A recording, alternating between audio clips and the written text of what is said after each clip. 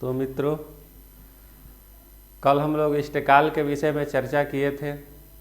आज हम लोग जानेंगे भायात के विषय में। भायात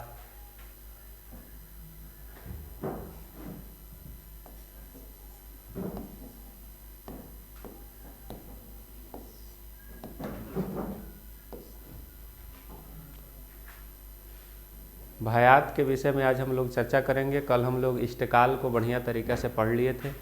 भायात भवोग के नियम क्या होते हैं, इसके विषय में हम लोग चर्चा करेंगे। पहला सूत्र है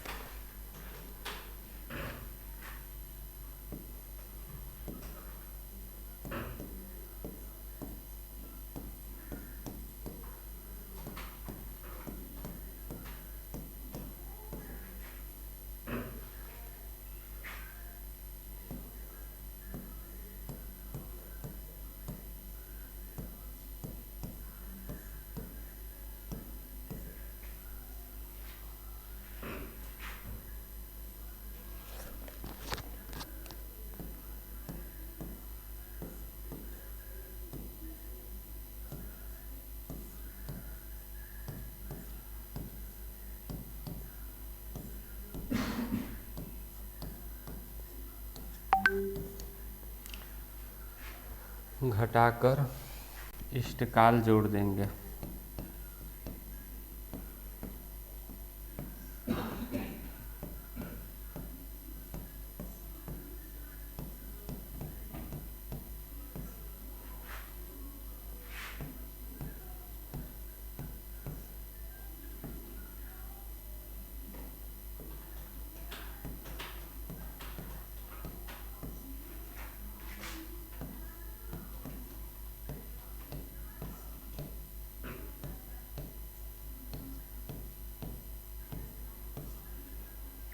एवं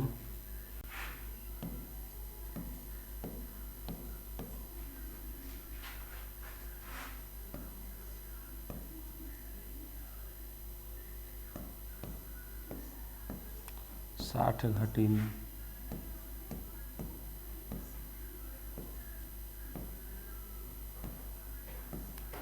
गत नक्षत्र का मान घटाकर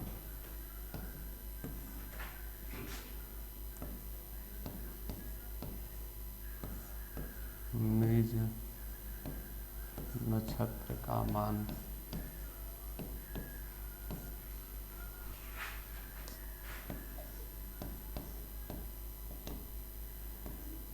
जोड़ने पर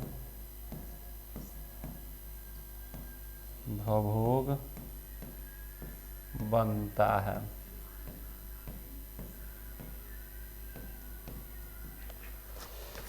भायात भवोग का 3 नियम है। पहले नियम को आज हम लोग देखेंगे। यदि जातक का जन्म सूर्योदय कालिक नक्षत्र में हो तो, सूर्योदय कालिक अर्थात वह नक्षत्र जितने समय तक है जिसमें सूर्योदय हुआ है हो, तो 60 घटी में से गत नक्षत्र का मान घटा देंगे। अब मान लीजिए गत नक्षत्र यहाँ पर कह रहा है, गत का अर्थ होता है पीछे जो नक्षत्र बीत चुका है। मान लीजिए कि किसी भी जातक का जन्म हुआ है भरणी नक्षत्र में, भरणी नक्षत्र में जन्म हुआ है और भरणी नक्षत्र का मान है 24/45, 24 दंड 45 पला। तो अब क्या करेंगे, 24 घटी 45 पला यदि भरणी नक्षत्र का मान है तो इसका गत नक्षत्र हो जाएगा अश्विनी, है ना, इसका गत नक्षत्र हो जाएगा अश्विनी। अश्विनी गत नक्षत्र हो गया, जिसका मान हो गया 21/16, 21 घटी 16 पला। तो अब देखिए इसमें क्या करेंगे, यह हो गया निज नक्षत्र, इसको कहेंगे निज नक्षत्र, अर्थात जिस दिन जातक का जन्म हुआ है उस दिन जो नक्षत्र है उसे हम लोग कहते हैं निज नक्षत्र, तथा एक दिन पीछे का जो नक्षत्र है उसे कहते हैं गत नक्षत्र, अर्थात एक दिन पहले जो नक्षत्र रहा है। यदि कृतिका में जन्म हुआ है तो भरणी गत हो जाएगा। इस तरह से इसका जो है ये करेंगे, देखेंगे।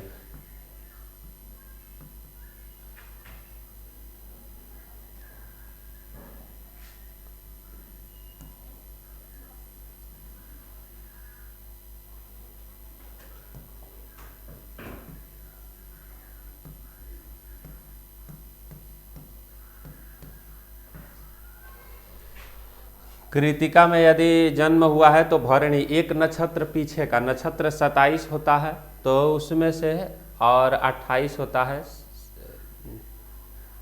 नक्षत्र की जो है 27 है और एक नक्षत्र बढ़ जाता है। आगे बताएंगे कि वह कौन सा नक्षत्र है जो बढ़ जाता है। तो अभी आप लोग 27 ही जानेंगे। 27 योग होता है और 27 नक्षत्र होता है। आनंदादि योग होता है और एक विषकुंभादि योग होता है। तो भरणी नक्षत्र जो है यदि जन्म हो, भरणी नक्षत्र में किसी भी जातक का जन्म हुआ है तो उसका गत नक्षत्र हो जाएगा आपका अश्विनी नक्षत्र। यदि कृतिका नक्षत्र में जन्म है तो एक दिन पीछे का नक्षत्र हो। भरणी नक्षत्र को हम जो है क्या मानेंगे, उसका मानेंगे हम गत नक्षत्र। मैं आप लोग के लिए मॉडल सेट भी लेके आया, आप लोग देख सकते हैं। ये आप लोग, हमने क्या किया, 10 सपोर्ट यू, आप लोग का प्यार है विशेष स्टूडेंट। चलिए हम लोग अब आगे देखते हैं। हम लोग अब बात करेंगे, हम लोग वेटेज क्या है, ठीक है, वेटेज। आज हम लोग अब बोलोगे सर वेटेज क्या होता है, तो हम बता दिए कि आप लोगों को जितने भी चैप्टर्स, ठीक है, जितना भी चैप्टर्स हैं उसमें से आपको सॉर्ट आउट करना समझेंगे तथा इसको देखेंगे। यदि जातक का जन्म सूर्योदय कालिक नक्षत्र में हो तो, जिस समय सूर्योदय हुआ है यदि उसके नक्षत्र में हो तो 60 घटी में से गत नक्षत्र का मान घटा देंगे। 60 यहाँ पर सीधा सा लिख देंगे और गत नक्षत्र का मान, जातक का जन्म निज नक्षत्र यह है तो भरणी में बच्चा जन्म हुआ है। अब अश्विनी नक्षत्र यहाँ पर गत हो गया तो इसका मान क्या करेंगे, हम लिख देंगे 21/16। 21/16 को यहाँ पर लिख दिए। अब 21/16 को लिख करके इसको माइनस कर देंगे। कह रहा है कि 60 में से गत नक्षत्र को घटा दीजिए। यहाँ पर शॉर्ट में लिख दिए गत और यहाँ पर नक्षत्र। 60 में से गत नक्षत्र को घटाएंगे तो यहाँ पर 10 में से 6 हो गया 4 और यहाँ पर हो गया आपको 60। तो यहाँ पर हो गया 5 में से 1 गया 4, है ना। इस प्रकार से अब फिर इसमें देखेंगे 59 हो गया, 9 में से 1 गया 8 और 5 में से 2 गया 3, यह हो गया, इसका मान आया। अब इसमें इष्टकाल जो हम पीछे पढ़े हुए थे तो इष्टकाल मान लीजिए कि अभी साधन करेंगे, इष्टकाल मान लेते हैं कि इष्टकाल को साधन ही कर लेते हैं। जैसे जातक का जन्म हुआ है यदि 10 बजे दिन में, जातक का जन्म हुआ है 10 बजे दिन में, तो इसमें से सूर्योदय हुआ है यदि 6 बजे तो घटा देंगे 4 हो गया,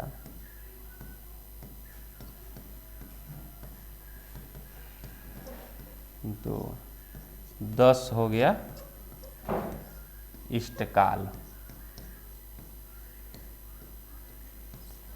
अब इसमें क्या कह रहा है कि 60 में से गत नक्षत्र का मान घटा करके, तो यहाँ पर हम 60 में से गत नक्षत्र के मान को घटा दिए हैं। अब इसमें क्या करेंगे कि इष्टकाल को जोड़ देंगे। तो इष्टकाल जो है वह 10 है, तो 10 इष्टकाल को यहाँ पर क्या किए कि आसानी से जोड़ दिए। अब इसको लिखेंगे तो 44, अब यहाँ पर 8 और 3 1 4, 48 44 है ना, इसको जोड़ देना है। ये हमारा क्या हो गया, भयात हो गया।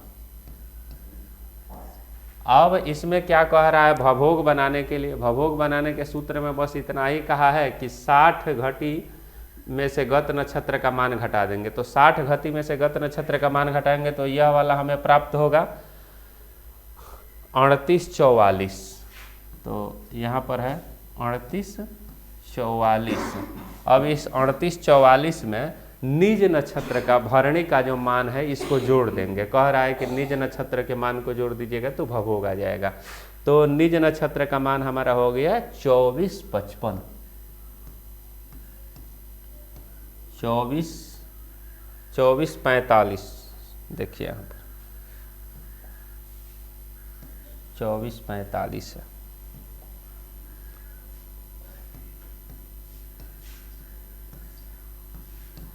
तो ये 60 में से गत नक्षत्र के मान को घटाए हुए हैं, तो ये प्राप्त हुआ है 38 44। उसको लिख दिए 60 में से गत, लिखा हुआ है कि 60 में से 60 घटी में से गत नक्षत्र का मान घटा देंगे, तो वही वाला है। और उसके बाद यहाँ पर पहले भयात बनाने के लिए इष्टकाल को जोड़े थे। अब भभोग बनाने के लिए क्या कह रहा है कि भभोग बनाने के लिए आप उस दिन का जो नक्षत्र है, जिस नक्षत्र में जातक का जन्म हुआ है, उस नक्षत्र के मान को जोड़ देंगे। बस यहाँ पर तो हमारा भभोग आ जाएगा। 5 4 9 और 4 4 8, तो 8 होगा, तो 60 से अधिक इधर रखेंगे नहीं, तो 6 इधर हो गया। 8 4 12, 1 13, 3 2 5 और 1 6, तो ये हो गया भभोग। अब यह हो गया भभोग, अर्थात इतने, यह संपूर्ण मान हो गया। इतने समय तक जो है वह भरणी नक्षत्र भोग कर रहा है। इसको जो है चरण निकालने के लिए अब हम अगली कक्षा में आप लोगों को सिखाएंगे। इसको फिर एक बार बता देते हैं कि यदि कहीं त्रुटि रह गई हो आप सबों को तो फिर से आप लोग देख लीजिएगा। इसमें अब जो है 4 से भाग दे देंगे तो इसमें चरण निकल जाएगा, और उसके बाद जहाँ यह भयात मिल जाए उस चरण में उस जातक का जन्म हुआ है, इसको सीधा सा 4 से भाग देंगे तो इसमें क्या हो जाएगा, एक चरण का कितना मान है वह निकल जाएगा। इसको 4 भाग में भाग दे देंगे और उसके बाद यह जहाँ मिल जाएगा, जैसे देखने में यह ज्ञात होता है कि यह तृतीय चरण में इस जातक का जन्म हुआ, अर्थात जातक का जन्म भरणी नक्षत्र के तृतीय चरण में जन्म हुआ है, यह सिद्ध होता है। लेकिन इसको अब गणित के माध्यम से पूरी स्पष्ट तरीके से हम लोग जो है इसको करके देखेंगे। तो आइए फिर एक बार इसको देख लेते हैं। यदि जातक का जन्म सूर्योदय कालिक नक्षत्र में हो तो 60 घटी मिटे, 60 कहीं पंचांग में नहीं लिखा हुआ है, 60 अपने मर्जी से लिखना है, और उसमें गत नक्षत्र जिस दिन जिस नक्षत्र में जन्म हुआ है उसके एक नक्षत्र पीछे के मान को यहाँ पर घटा देना है, और घटाने के बाद ये प्राप्त होगा। इसमें क्या करना है, केवल इष्टकाल को जोड़ना है तो भयात प्राप्त होगा, और उसमें क्या करना है, जिस दिन जन्म हुआ है उस नक्षत्र के मान को जोड़ना है तो भभोग प्राप्त होगा। बस यही है। अब देखिए भयात का मान हो गया आपको 63 29, भयात का मान हो गया आपको 63 29, और ऊपर के आप लोग जो है देख लीजिएगा नियम जो है, पहला नियम, इसको बहुत अपने डायरी में या जहाँ भी हो उसको नोट कर लीजिएगा, तो इसमें फिर आपको भयात भभोग बनाने में कभी भी समस्या नहीं उत्पन्न होगी। अब इसको साफ करते हैं ताकि चरण निकालने की प्रक्रिया को हम आज ही देख लें। अगले दिन फिर हम लोग भयात भभोग के दूसरे नियम के विषय में चर्चा करेंगे। चरण आज हम लोग निकाल लेते हैं। तो ये ऊपर के कुछ परिभाषा जो लिखे हुए हैं इसको साफ कर देते हैं। चरण निकालने की प्रक्रिया को बस हम लोग देख लेंगे।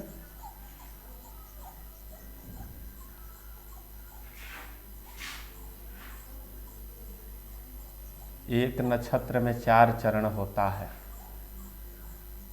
और 12 राशि मिला करके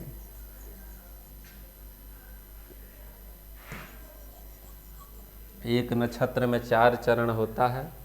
27 नक्षत्र में 108 चरण होता है ना।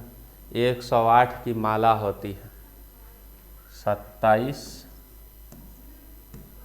गुणे 4, 7 चौक 28, 4 दूना 8, 1 10, 108 का माला जपा जाता है। और ऊपर जो है 27 नक्षत्र होते हैं और एक नक्षत्र में 4 चरण होते हैं और 12 राशियां होती हैं। 9 चरण को मिला करके 12 राशियां है और यहाँ पर 9 चरण मिला करके आपको 108, पूरा 9 चरण मिला करके एक राशि बनता है ना। तो अब हम लोग देखेंगे इसको चरण निकालने के लिए। अब ये भवभोग है, इसको 4 से भाग देंगे। 63 29, सीधा सा 63 29, इसको 4 से भाग दे देंगे तो एक चरण का मान निकल जाएगा।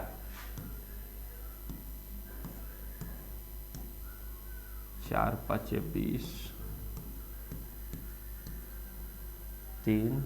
अब यहाँ पर अब ये कटेगा नहीं 4 से, तो इसको इधर ले जाएंगे तो 60 से गुणा कर देंगे तो 6 3 18,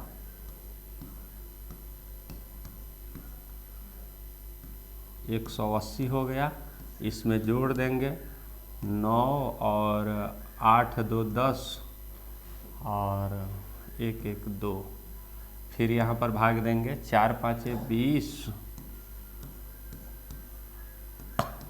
9 4 दूना 8, 1 बच गया। 1 को भी समाप्त करेंगे तो क्या करेंगे यहाँ पर, फिर इसको सेकंड में बनाने के लिए 60 यहाँ पर कर देंगे। इसको 60 कर दिए, घंटा मिनट सेकंड तो 60 यहाँ पर, और फिर 4 एकम 4, ताकि कुछ भी बचना नहीं चाहिए, नहीं तो चरण फिर गड़बड़ हो जाएगा। और 4 5 20, फिर भवभोग को 4 चरण में जोड़ने के बाद एक एक चरण के बाद यह आपका मिल नहीं पाएगा जो भवभोग आया है, तो फिर आपके साथ समस्या उत्पन्न होगी। इसलिए इसको पूरा पूरा कटा देना है। यहाँ पर हो गया, पूरा पूरा कटा दिए हम।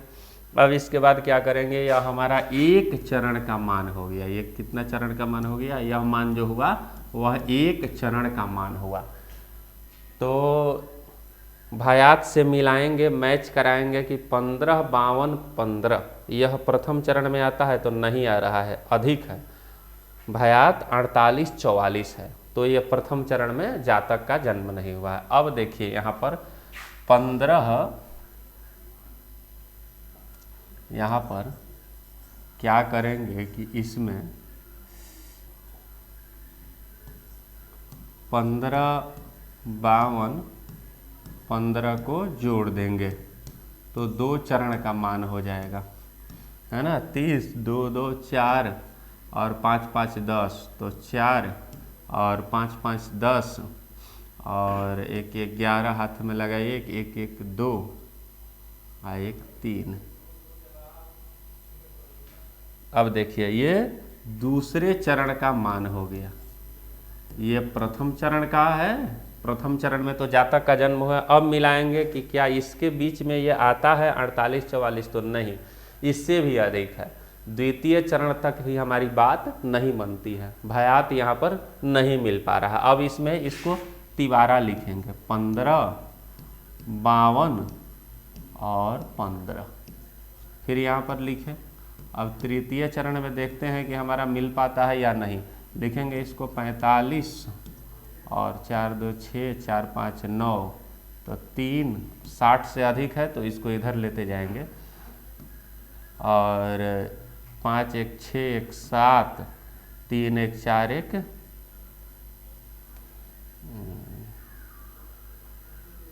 3 1 4, 47, 36, 45, यह हमारा तीसरे चरण का मान हो गया। प्रथम चरण इतना तक यदि हमारा भायात आता तो जातक का जन्म प्रथम चरण में हुआ होता, यदि इतना तक भायात आता तो जातक का जन्म द्वितीय चरण में हुआ रहता, जातक अर्थात किसी भी बच्चे का जन्म। और इतना तक यदि हमारा भायात आता तो उस लड़के का जन्म तीसरे चरण तक हुआ रहता, तीसरे चरण तक। अब देखिए तीसरे चरण से भी अधिक है, हम तो ऐसे अंदाज करके बोले थे कि तीसरे चरण में हो सकता है कि जन्म हो, लेकिन देखिए यहाँ पर तीसरा चरण का हमारा मान है 47, 36, 45, लेकिन यहाँ पर हमारा भायात क्या है 48, 44। तो तीसरे चरण तक भी हमारा नक्षत्र मान नहीं आ रहा है। तो यहाँ पर अब देखिए, अब सीधा सा क्या करेंगे, तो यह स्पष्ट है कि चौथे चरण में जातक का जन्म हुआ है। अब देखिए यहाँ पर 60 हो गया, तो 60 हो गया तो 60 तो लिखेंगे नहीं, शून्य कर देंगे, 6 2 8 और 5 3 8, तो यहाँ पर 2 हो गया, और फिर जो है 6 2 8 और एक इसका 60 वाला, तो इसको 29 कर दिए, 7 5 12 और हाथ में लगा 1, 4 1 5 और 1 6, 62 29 है ना। तो 7 5 12, तो यहाँ पर ये इसको 63 29, अर्थात ये 60 से अधिक है तो इसको इधर एक ट्रांसफर कर दिया, तो ये 28 था तो 29 हमने कर दिया, ये 7 5 12 हुआ, तो ये भी 60 से अधिक है, 5 3 8 जोड़ने पर, तो ये भी एक इधर ट्रांसफर कर दिया इसको, है ना, घटी में। तो अब ये क्या हो गया 63 घटी 29 पाला, 63 घटी 29 पाला। अब जाकर के हमारा गणित सही है। ज्योतिषी एक ऐसा शास्त्र है कि ज्योतिषी को बनाते बनाते यह पूरी तरह से ज्ञात हो जाएगा कि हम सही जा रहे हैं या गलत कर रहे हैं। थोड़ा भी इसमें त्रुटि होने की कोई संभावना नहीं, आंसर एकदम एग्जैक्ट मिलना चाहिए पूरे गणित को करने के बाद। तो यह हमारा यहाँ पर मैच कर गया, अर्थात अभी तक हमने जो गणित किया 63 29, यहाँ भी 63 29, यहाँ भी, अर्थात हमारा गणित सही है। तो अब देखिएगा कि भवभोग ही केवल 65 तक 65 66 तक आ सकता है, बाकी कोई भी गणित होगा वह 60 से अधिक नहीं लिखेंगे, है ना, केवल भवभोग आ सकता है। और दूसरा यह बात ध्यान देंगे कि भायात हमेशा भवभोग से कम रहेगा, अर्थात भवभोग संपूर्ण मान है और भायात जातक के जन्म समय तक का मान है। तो मित्रों आज के लिए बस welcome all of you to आज एस्पेक्ट विजन। तो बिहार बोर्ड 2023 के जितने भी स्टूडेंट हैं, आप लोगों का क्लास स्टार्ट हो चुका है 12th के